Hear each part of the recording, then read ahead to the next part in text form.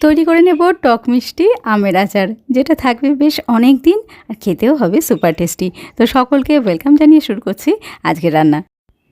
প্রথমেই একটা ভাজা মশলা রেডি করে নেব। আজকে বেশি ঝামেলায় যাব না, শুধু 5 ফোড়ন ভেজে দেবো। আপনারা চাইলে কিন্তু সাদা সর্ষে বা কালো সর্ষে আর সাদা জিরে, তারপরে মৌরি, মেথি, এগুলো একসাথে ভেজে গুঁড়ো করে নিতে পারেন। তো ভাজা হয়ে গেছে, ঠান্ডা করে নিয়ে গুঁড়ো করে নেব। এবারে একটা কড়া বসিয়েছি, একটুখানি সর্ষে তেল দিয়ে 5 ফোড়ন দিলাম। আপনারা চাইলে সর্ষে ফোড়নও দিতে পারেন।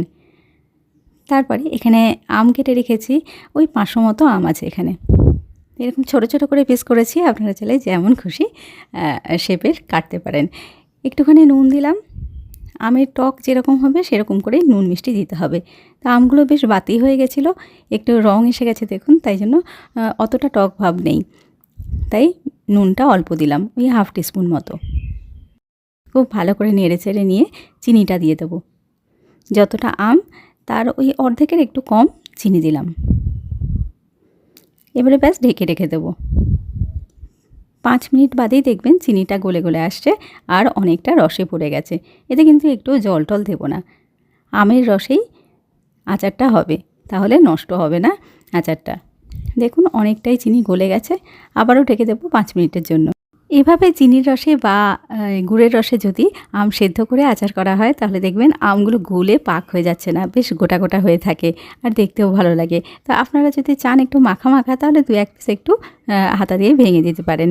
তো ভাজা মশলাটা দিয়ে দিলাম, খুব ভালো করে নেড়েচেড়ে নিয়ে নাবানোর আগে একটু ভিনিগার দেবো। ভিনিগার দিলে আচারটা বাইরে রাখলেও নষ্ট হবে না। আমের আচার একদম রেডি হয়ে গেছে।